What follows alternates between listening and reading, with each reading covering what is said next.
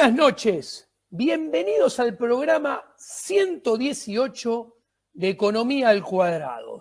Seguimos teniendo un gran lujo. Tenemos nuevamente de invitado a Nicolás Moraz para seguir hablando de la historia del liberalismo. Seguiremos con Estados Unidos. Buenas noches, Nicolás. Muchas gracias por estar con nosotros.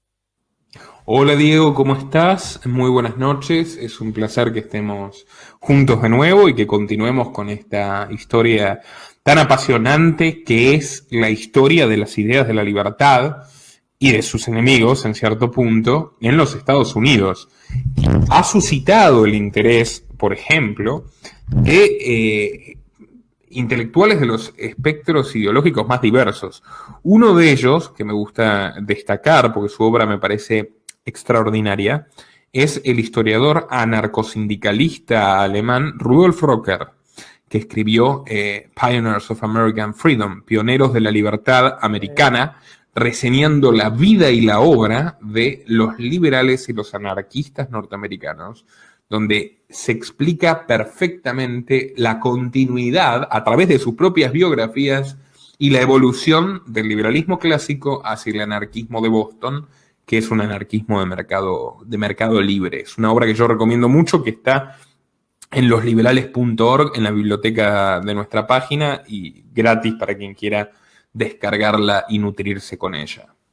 Ya hablaremos seguramente más adelante de Liberty, ya que estás mencionando a los anarquistas de mercado de Boston, pero estabas hablando de Jefferson y me parece interesante remarcar, y vos te explayás como invitado, ¿vos estás de acuerdo con la visión de que Jefferson traiciona a las ideas más puras, más liberales, más limpiamente liberales en defensa del individuo, que estaban en las cartas de Catón, en aquellas 112 cartas de Catón escritas por los Whigs originales entre 1720 y 1723, que en Estados Unidos se vendieron 300.000 copias entre 1730 y 1760, redondeando, y fueron el pilar filosófico de la revolución. ¿Qué pensás al respecto?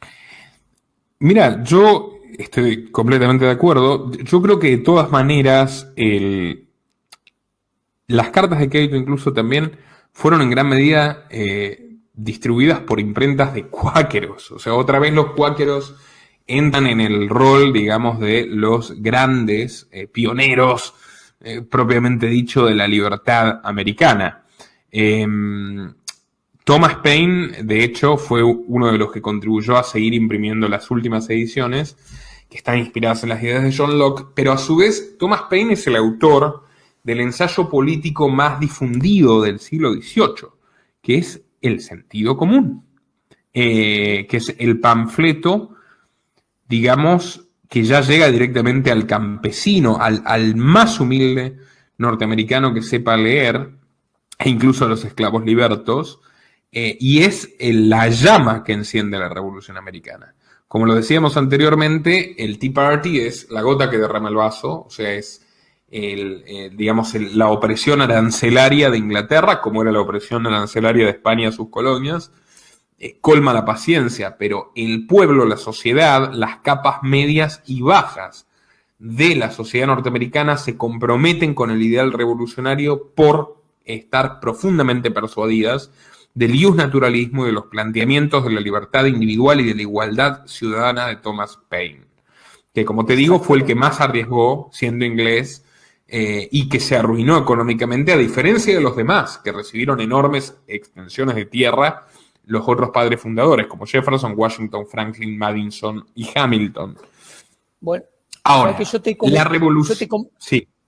Te iba a decir, vos sabés muy bien, yo te he comentado, desde el siglo XXI, con el Diario del Lunes, yo soy un gran crítico de la democracia universal republicana, pero te he dicho y te he comentado que me conmovía leer el optimismo con el cual Thomas Paine escribía sobre la democracia, sobre la república, como una alternativa superadora y que no, llevaba al ser humano hacia la libertad, contrastándola contra la monarquía, que él, la monarquía hereditaria la deploraba y la destrozaba ética y moralmente. Claro que sí. De hecho, Paine es la luz de la revolución. O sea, Paine y Franklin son los dos más intelectuales, pero Paine es el verdadero filósofo de la revolución. Y él se va a sentir profundamente traicionado porque ya el nacimiento de Estados Unidos, pues podemos decir que fue concebido en relativa libertad, nació de una manera muy perversa, porque él observa cómo se constituye una república fundamentalmente aristocrática, una república agraria en el peor término. O sea, Jefferson es un gran defensor de esto. Jefferson no quiere industrias, y escucha esto, para quienes dicen que Jefferson es un gran liberal. Jefferson no quiere tampoco excesivo desarrollo comercial, porque estima Jefferson, el esclavista, el terrateniente esclavista, que violaba a su esclava, que tuvo 6 hijos y que se lo acusa de haber asesinado a los primeros 2 para eliminar la huella del delito y de la infamia. Jefferson arguía que el desarrollo industrial y comercial iban a terminar generando la grotesca sociedad de clases de Europa. Sí, pero pará, ¿vos sos un aristócrata, pseudo aristócrata norteamericano, o como un alza-unzué norteamericano, o sos un comunista? O sea, ahí ya es como que empezó realmente un debate dentro de la clase política norteamericana que pone en tela de juicio el libre comercio, y lo pone Jefferson. Ni hablar social. Hamilton, ni hablar. O sea, Hamilton y los otros eran mucho más estatistas, querían un gobierno federal muy fuerte. Jefferson defiende Estado fuerte y un gobierno federal débil hasta que es presidente. La presidencia de Jefferson, como te decía, una presidencia caracterizada por la toma de deuda externa anticonstitucional para comprar Luisiana a los franceses, y por preparar la invasión a Canadá, que terminará llevando a cabo quien fue su canciller Monroe en su presidencia. De ahí viene Monroe, otro de los padres fundadores, de ahí viene la doctrina Monroe. ¿Sabés qué decía Monroe? La doctrina Monroe, América para los americanos, es el comienzo del imperialismo norteamericano sobre el continente americano. Es el primero que reconoce la independencia nuestra en 1820. Sí, porque reconocer la independencia de otro país americano es condición previa a poder colonizarlos y conquistarlos. Completamente. Y ellos empezaron, y ya lo vamos a hablar, todo el siglo XIX norteamericano, un siglo completamente imperialista. O sea, es terrible. La primera república después de la romana que es una república imperial. Es una república, la guerra de México del 46-48. Un imperio sin emperador. Pero ¿quién es el ideólogo de esto? Jefferson. Jefferson dijo que su sociedad, fíjate que es espartano porque Jefferson cree en la guerra, cree en la sociedad agraria, no le gusta el comercio, no le gusta ni siquiera las clases, sí le gusta el esclavismo, o sea, no le gustan las clases, pero sí le gustan las castas, y además quiere ser un imperio americano. Él lo dice literalmente, América nace con el privilegio de que le corresponda un hemisferio. O sea, él dijo, ya está, este hemisferio es nuestro. Fíjate qué presuntuoso, qué petulante. Él, que supuestamente era amigo y estaba influenciado por Paine, escandaliza a Paine. O sea, las cartas de Paine y Jefferson llegan a tonos bastante graves de discusión intelectual, y Paine dice, pero ¿qué hago acá? O sea, literalmente, se da cuenta de eso ya a fines del siglo XVIII. ¿Qué hago acá? Washington se comporta como después se comportaría Bolívar. O sea, tipo, yo soy el dictador guerrero. La historia norteamericana de la escuela pública te dice, no, lo obligaron a ser presidente porque era un hombre tan humilde, y en realidad fue un sátrapa. O sea, los primeros años de la Revolución Americana son muy parecidos al jacobinismo, pues son años de iluminismo republicano y con esclavos. O sea, peor todavía en ese sentido de los jacobinos. No mataron tanta gente, pero tenían esclavos, y Jefferson decía, ellos contradiciendo las ideas de Paine y de muchísimos otros contemporáneos, así que no se justifica por contexto, sino por utilidad personal de un esclavista. Él te decía, no, los negros no son del todo humanos y probablemente tuvieron coito con simios, un montón de cosas totalmente nefastas de un ser totalmente nefasto, del cual no hay nada que rescatar, porque en este sentido yo no soy de decir, rescatemos lo bueno, no hay nada bueno en Jefferson. En Franklin sí, pero fíjate que Franklin funda el correo. Entonces, ¿Qué significa que la República de Estados Unidos tenga el primer monopolio republicano del correo? Monopolio que entendieron desde el... Totalmente. Desde el día 1 entendieron la importancia de controlar la correspondencia, la comunicación de los ciudadanos, o sea, del espionaje. Y esto es algo que, bueno, tiene extraordinaria valía hoy cuando se ha revelado que sistemáticamente el gobierno de Estados Unidos se queda con copia a perpetuidad de todo lo que hacemos en todas las redes sociales y que esa es parte, digamos, de su actual paradigma hegemónico mundial. Empezó con Franklin y Jefferson. Bueno, Paine se va, ya conocemos la historia, creo que lo hablé. Lucha en la Revolución Francesa, los jacobinos lo encarcelan. Entonces la vida de Paine, que es una vida profundamente heroica y ética, es la vida de alguien que ve sufre en su propia piel las derrotas del ideal republicano. Es decir, bueno, el ideal era la concreción es terrible. O sea, yo soñaba con esto y lo que obtengo es lo contrario. Es muy interesante ese capítulo también de la vida de Paine. Y bueno, luego habría que hablar, Estados Unidos invade Canadá, invade a lo largo del siglo XIX, luego invade México. O sea, invade México de una manera brutal y con una manipulación feroz. Casi medio territorio le saca México. Casi medio territorio. Exactamente. Empiezan con Texas, casi la mitad de México, y de hecho es 1/3 de Estados Unidos, y es el tercio más rico en minerales. O sea, Estados Unidos, 1/3 del territorio actual, descontando Alaska. Bueno, creo que hasta contando Alaska, era México. Compra, y Alaska la compra. Alaska la compraron los rusos, pero México no. Primero mandan tejanos, mandan estadounidenses, que eran todos políticos y amigos de políticos, a comprar tierras en Texas. Se llevan a los esclavos, y en México era ilegal tener esclavos, o sea, en eso México era más liberal que Estados Unidos. Y el conflicto que genera que estos locos vayan con esclavos a provocar a los mexicanos, de hecho hace un argumento que es, pero nefasto directamente, que es tipo, no, los mexicanos, ¿cómo nos van a querer cobrar impuestos? Ustedes nos tienen que pagar impuestos a nosotros. O sea, a ese grado de delirio empieza una guerra feroz donde liquidan México de una manera 46, brutal. 48 o sea, creo que es, ¿no? Ni siquiera se quedan con Texas, se quedan con Texas y avanzan lo que es Arizona, Colorado, Nuevo México, Utah, Nevada, California y Oregon. Todo eso era México.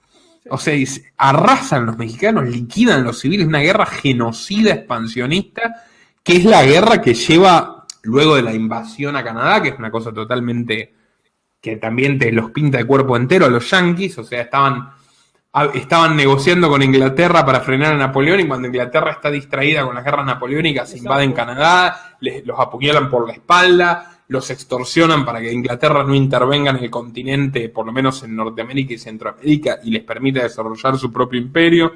Y luego tenés esto, con México.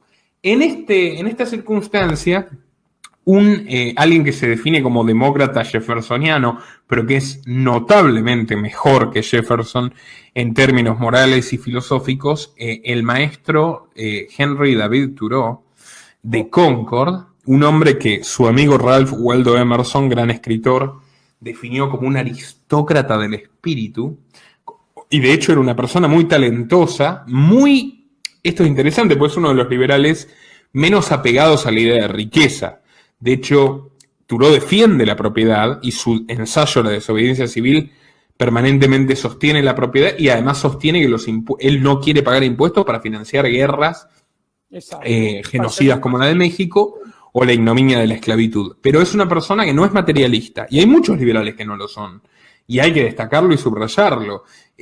Thoreau, de hecho, Emerson lo cuenta, había realizado un invento extraordinario para hacer lápices más baratos, podría haberse convertido en un hombre rico, y sin embargo no encuentra allí su camino, y habiendo sido graduado con honores en Harvard, se va a ser maestro de pueblo, porque se siente más a gusto en Concord, un pequeño pueblo de Massachusetts.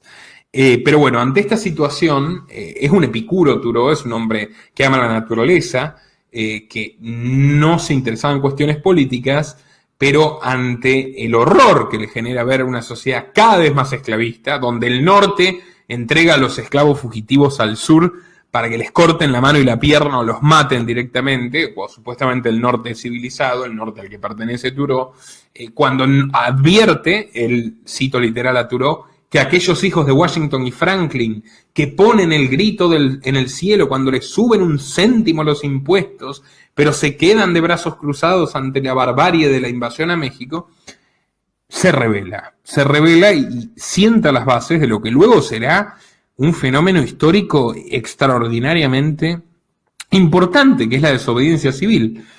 Y él no tiene éxito inmediato, o sea, él se revela, dice, yo no voy a pagar impuestos para matar niños en México con las balas que paguen mis impuestos, lo encarcelan, y él esperaba que la gente se conmueva, que siga su ejemplo, apelaba a la moralidad de los norteamericanos, pero los norteamericanos ya estaban mayormente embebidos del expansionismo y del nacionalismo burdo de qué bueno que nuestro país crece, y la verdad que es un fracaso en el corto plazo. Lo que hizo Thoreau, sin embargo, es algo que terminará marcando lo que fue la independencia de la India con Gandhi, lo que hoy en la Argentina es la resistencia que venció el regreso de la fase 1 en distintas provincias, que es que la gente se une y diga no voy a financiar esto, y termina estrangulando la clase política. O sea, el legado de Thoreau es muy valioso. Que lo explica de todas muy formas, bien sí. Gene Sharp, ahora sobre el final del siglo XX y principio del siglo XXI, que recomiendo leer a Gene Sharp, que habla de la resistencia pacífica, que dice básicamente, a ver, hasta la dictadura más tirana tiene el poder que la gente le otorga con consentimiento, con apoyo.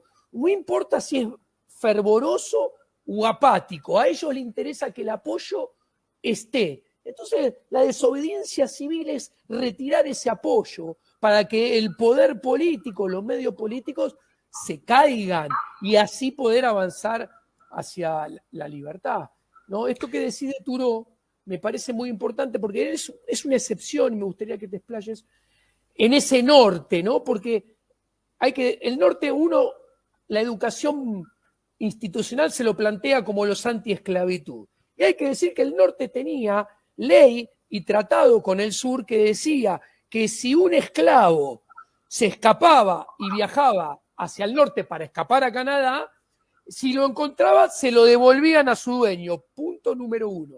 Y hay que explicar, me gustaría que lo hicieras, si querés, que la famosa guerra de secesión, el norte lo que hace es una guerra para conquistar al sur, nunca para eliminar la esclavitud.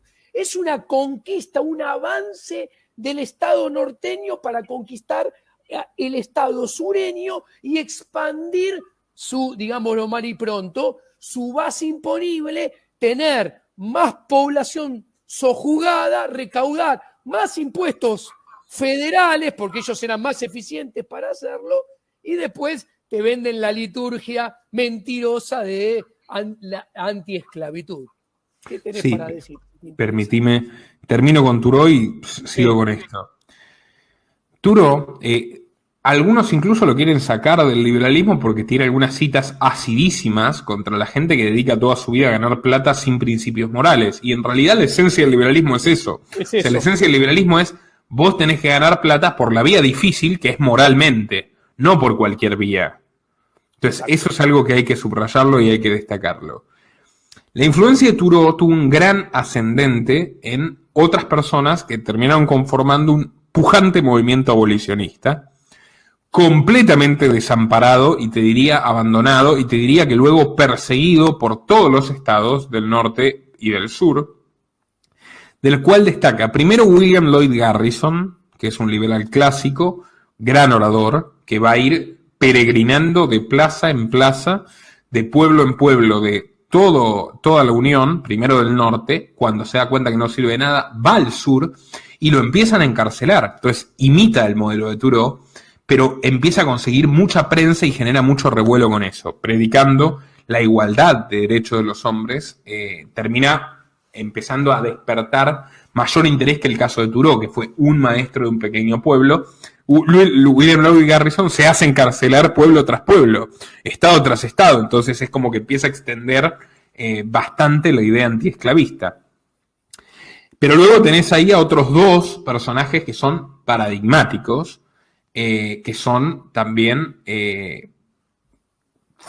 pioneros fundamentales de lo que luego se denominará el anarquismo de Boston, que es la tradición más rica del anarquismo de libre mercado en la historia universal, que son John Brown y Lysander Spooner.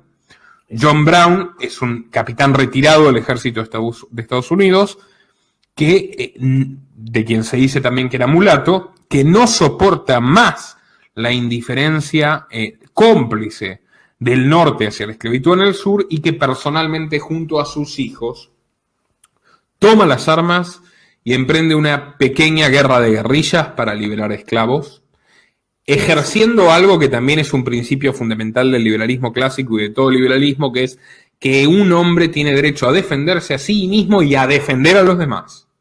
O sea, y de hecho es un derecho y es una obligación moral. La violencia defensiva para defender la vida, la propiedad privada, es una obligación, porque si no, no hay derecho ni a la vida ni a la propiedad privada, si no la podés defender. Por supuesto. Y de hecho hay un joven abogado, un prestigioso abogado de Boston, Lysander Spooner, que sin conocer a Brown, tiene la misma idea y además la escribe. Es un plan para la abolición de la esclavitud, que hay que armar guerras de guerrillas para ir a liberar esclavos. Ahora, ¿cómo se conocen los dos? A Brown le llega un ejemplar de la obra de Spooner en pleno proceso de planificación de lo que está haciendo y dice, pero este es un bocón. Y le manda una carta a Spooner y le dice, yo lo estoy haciendo, así que no adviertas al enemigo. Y Spooner rápidamente, en lugar de enojarse, entiende perfectamente a Brown y empieza a retirar. O sea, empieza él mismo a retirar los ejemplares de su panfleto. ¿Qué pasa? Brown logra liberar esclavos, pero cae pronto. El gobernador de Virginia, si no lo recuerdo, lo toma prisionero y se le hace un juicio muy rápido.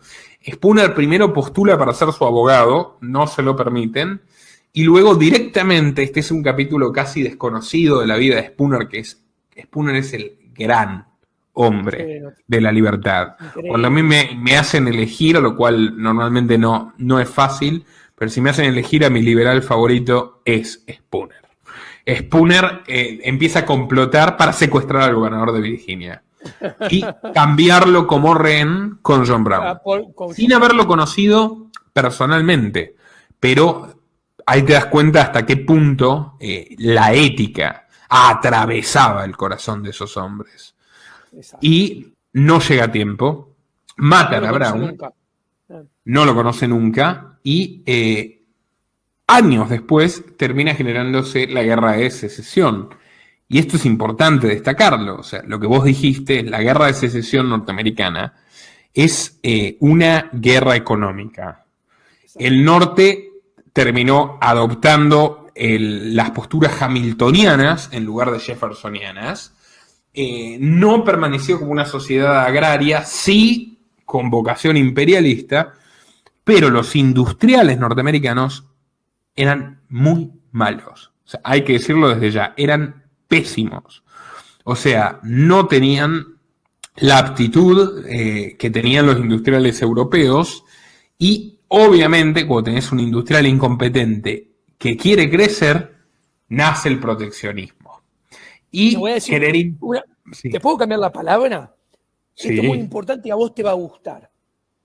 Cuando un Estado invade a otro para conquistarlo, procurando aumentar su base imponible, inexorablemente tiene que construir alianzas con las clases conservadoras, prometiéndoles protección, prometiéndole negocios prebendarios, prometiéndole seguros, subsidios y la extensión de sus negocios hacia las nuevas tierras conquistadas, que es lo que necesitaban estos industriales poco eficientes y productivos de Estados Unidos en relación con los europeos que vos muy bien mencionás.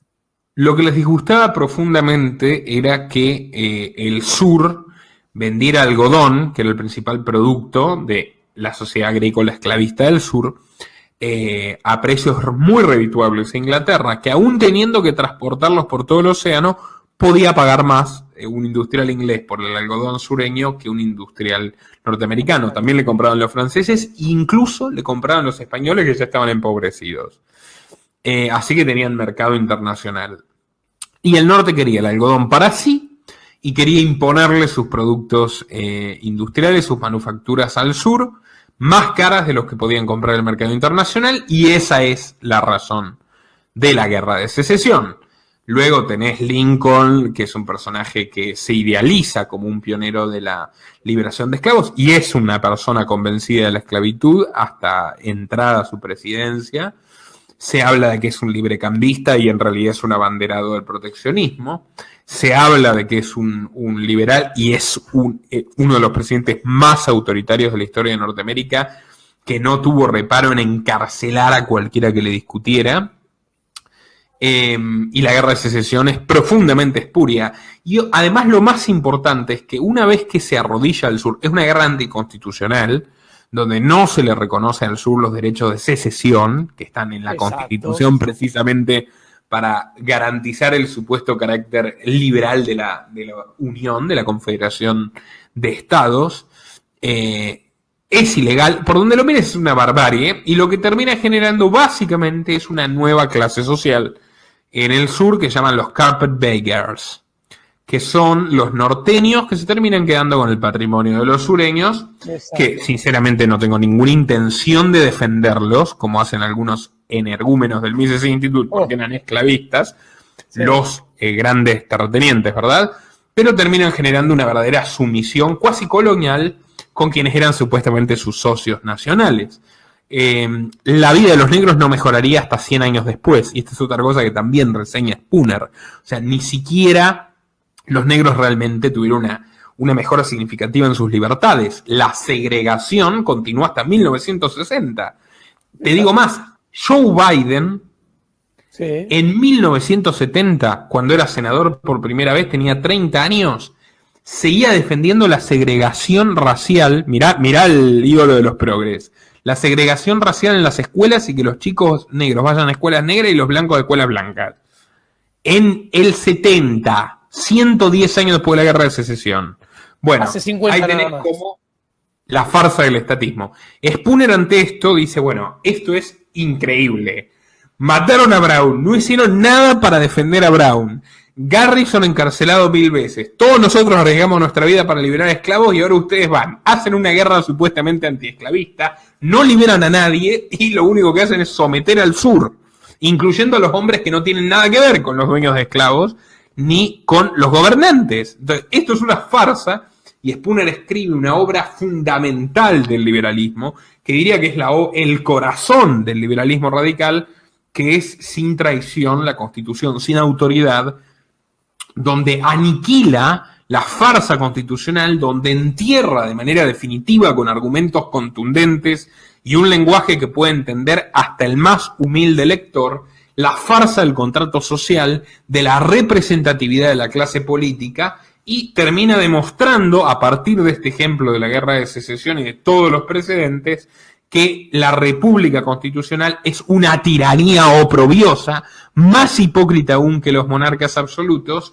y al mismo tiempo son los políticos una banda criminal, cito literal, de ladrones y asesinos, que ni siquiera tienen la valentía del común delincuente asaltante de caminos de mirarte cara a cara y enfrentarse al riesgo de que vos le respondas. No, ellos tienen todo el poder y además después te siguen molestando y persiguiéndote después de robarte, diciéndote que lo hicieron por tu propio bien. Entonces la obra Sin traición de Spooner es un antes y un después en la historia del liberalismo universal. Así que continuaremos hablando en el próximo capítulo. Nicolás, muchas gracias por estar acá en un nuevo programa de Economía al Cuadrado. Tu participación realmente enorgullece y enriquece Economía al Cuadrado y Canal 22. Muchas gracias, Nicolás. Nos vemos en el próximo programa. A vos, Diego, me honran tus palabras. Nos vemos en el próximo programa. Ahí viene.